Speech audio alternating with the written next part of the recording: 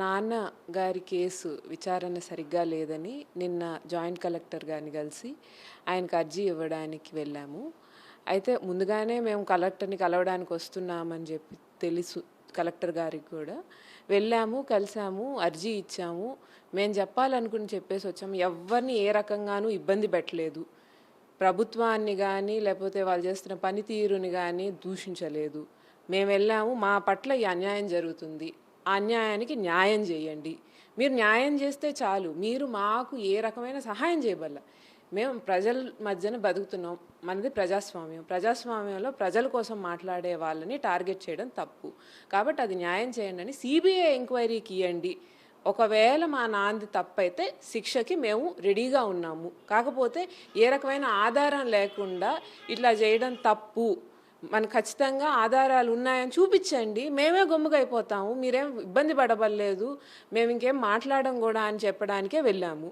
అక్కడికి వెళ్ళి మా కోసం చాలామంది వచ్చారండి అక్కడికి. ఇప్పుడు వాళ్ళ లీడర్ని ఇట్ట ఇబ్బంది పెడుతున్నారు అనగానే దానికోసం మేము అర్జీ ఇవ్వడానికి వెళ్ళామని, అర్జీ ఏమైంది, ఎందుకని ఇచ్చారు అని తెలుసుకోవడానికి చాలామంది వచ్చారు.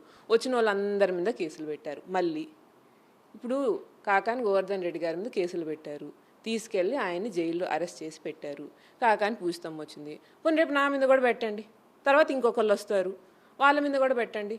2 లక్షల మంది జనాభా ఉన్నారండి నియోజకవర్గం మొత్తం. ఎంతోమంది సర్వేపల్లినే కాదు, మొత్తం నెల్లూరు జిల్లా అంతా వైఎస్ఆర్సీపీ కాంగ్రెస్ పార్టీకి సంబంధించినటువంటి కార్యకర్తలు ఉన్నారు, వాటిని సపోర్ట్ చేసే వాటి నాయకులు ఉన్నారు. అందరినీ పెట్టేస్తారా?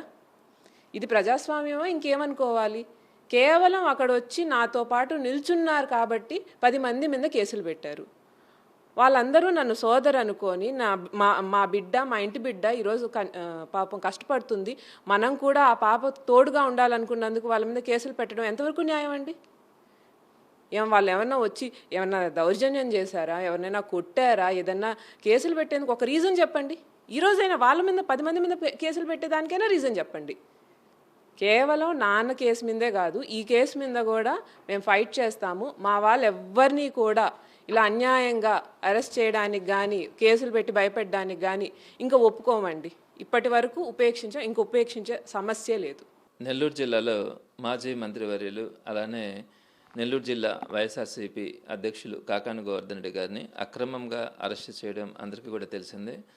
ఈ విషయంలో ఒక మైనింగ్ జరిగింది అన్న ఆరోపణతో ఎవరో ఇచ్చినటువంటి కన్ఫెషన్ స్టేట్మెంట్ ద్వారా ఎఫ్ఐఆర్లో గోవర్ధన్ రెడ్డి గారి పేరును నమోదు చేయడం, అదేవిధంగా తనకి బెయిల్ రాకూడదు అన్న ఆలోచనతో మొదట పెట్టినటువంటి సెక్షన్స్కి అడిషనల్గా ఎస్సీ ఎస్టీ కేసులు పెట్టడం కానీ, అలానే బ్లాస్టింగ్స్కి సంబంధించినటువంటి జెలటిన్ స్టిక్స్ వాడినారని చెప్పి దానికి సంబంధించినటువంటి సెక్షన్స్ పెట్టడం, ఈ సెక్షన్స్ అన్నీ పెట్టి తనకు ఎలాంటి పరిస్థితిలో కూడా యాంటిసిపేటరీ బెయిల్ రాకూడదన్న ఆలోచనతో పోలీసులు ప్రవర్తించిన తీరు ఈరోజు ప్రజలందరికీ కూడా ఎన్నో అనుమానాలు ఉన్నాయి. అలానే వారి కుటుంబ సభ్యులు కూడా ఎంతో ఆవేదన చెందుతూ ఉన్నారు. ఇలా అక్రమ కేసులు పెట్టడం కానీ, అక్రమ సెక్షన్స్ పెట్టడం కానీ, వీటన్నింటి ద్వారా అనవసరమైనటువంటి ఒక కేసులో గోవర్ధన్ రెడ్డి గారిని నిర్బంధించి లోపల పెట్టడం అన్నది అందరూ కూడా వేదన చెందుతూ ఉన్నారు. ఈ క్రమంలో వారి కుటుంబ సభ్యులతో కలిపి నెల్లూరు జిల్లాలో ఉన్నటువంటి వైఎస్ఆర్సీపీ నాయకులు అందరూ కూడా కలెక్టర్ గారిని కలిసి ఒక రిప్రజెంటేషన్ ఇవ్వాలా, దాంట్లో ఎక్కడ కూడా గోవర్ధన్ రెడ్డి గారిని విడుదల చేయమని అలాంటిది ఎవరూ కూడా కోరట్లా. ఏదైతే కేసు పెట్టినారో దాంట్లో నిష్పక్షపాతంగా దాని మీద విచారణ జరిపి దోషుల్ని కఠినంగా శిక్షించమనే చెప్తున్నాం. అంతేగాని అనవసరంగా మీరు ఏదో రాజకీయంగా మాట్లాడుతూ ఉన్నారు, ఈరోజు అధికార పక్షాన్ని గట్టిగా ప్రశ్నిస్తూ ఉన్నారన్న ఉద్దేశంతో గోవర్ధన్ రెడ్డి గారిని ఇబ్బంది పెట్టకుండా ఈ కేసుని నిష్పక్షపాతంగా విచారణ చేయమని చెప్పి అడగడానికి కలెక్టర్ గారిని నేను కలవడానికి వెళ్ళడం కూడా జరిగింది.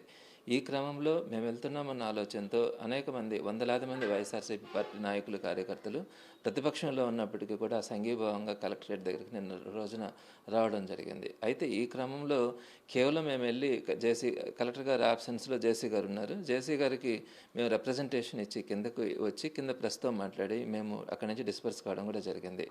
అయితే అక్కడ ఉన్నటువంటి కార్యకర్తలు, నాయకులు వచ్చినటువంటి స్పందన కానీ, అక్కడ చూసిన దాన్ని బట్టి అధికార పార్టీలో ఉన్నటువంటి నాయకులకి ఒక భయం కలిగినట్లుంది. ఇంతమంది కార్యకర్తల, నాయకులు ప్రతిపక్షంలో ఉన్నా కూడా ఈరోజు ముందుకు రావడం సహించలేక రాత్రి కేవలం ఒక రిప్రజెంటేషన్ ఇవ్వడానికి మా ఆవేదనని కలెక్టర్ గారి దృష్టికి తీసుకెళ్ళి ఆయన ద్వారా ప్రభుత్వం దృష్టికి తీసుకెళ్ళడానికి చేసే ప్రయత్నాన్ని కూడా వాళ్ళు ఇబ్బందిగా ఫీల్ అయ్యి మా మీద అక్రమ కేసులు మరలా పెట్టడానికి ప్రయత్నించడం అంటే ఇంతకంటే సిగ్గుచేటు ఇంకోటి ఉండదని కూడా తెలియజేస్తా ఉన్నాం.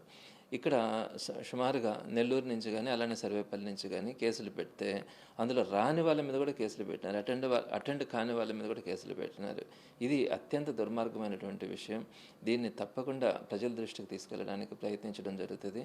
చిన్నది ఒక రిప్రజెంటేషన్ ఇచ్చే హక్కు కూడా మన సొసైటీలో లేదు అంటే అసలు ఈ ప్రజాస్వామ్యం మీద ఎవరికి మాత్రం నమ్మకం కలుగుతుంది?